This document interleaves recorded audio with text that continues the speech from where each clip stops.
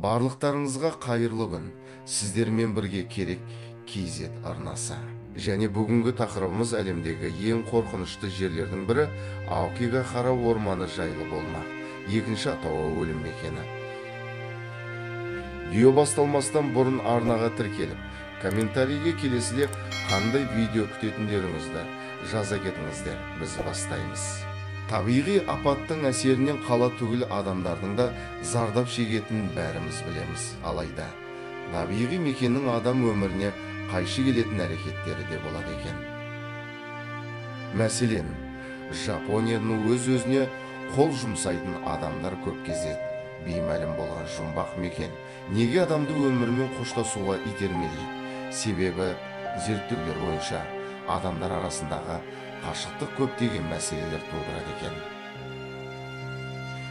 Кейбір адамдар әлемнен оқшауланып қалғаны соншалық, олар орманнан жаяу өтіп өз пәтерінде өліп қалудан үрейленеді.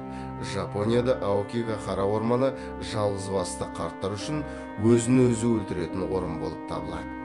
Әдетте ағаштар теңізі деп аталатын Аокигахара орманы Фиджи тауының солтүстік шығысында 14 шаршы шақырымға созылып жатыр. Жапон мифологиясында елестер сол жерде өмірін жоғалтқандармен тікелей байланысты деп айтылады. Аокигахара орманы әлемдегі ең қорқынышты әрі құпия жер. Орманға кіре жолдың басында өлім іздегендерге кәсіби көмекке жүгінуге кеңес беретін белгілер қойылады. 2003 жылы бұл аймақтан барлығы 105 мәйіт табылған екен. Бұл бастапқы жылдарына қарағанда 78 мәйітке көп. 2010 жылы полиция кемдегенде 200 адамның суицид жасамақ болғанын тіркепті. Жыл сайын полициядан, журналистерден және еріктілерден тұратын іздеушілердің үлкен тобы мәйіттерді іздеу үшін аймақты тұрақты бақылауға алады. Орманның өзі өте биік ағаштардан тұрады. Бұл тіпті дайындалған саяхатшылар үшін де навигацияны түсінбейді. Көбісі келіп, әдейі қаңғып, табиғаттың оларды жұтып қоюына жол береді, ал кейбіреулері орманның адасу салдарынан жоғалады. Жақында саяхатшылар үшін жол бойында пластмасса қойылды. Сондықтан бұл жерде туристерге жай белген емес, бағытты тану оңайырақ болды. Дегенмен ескері бір жай.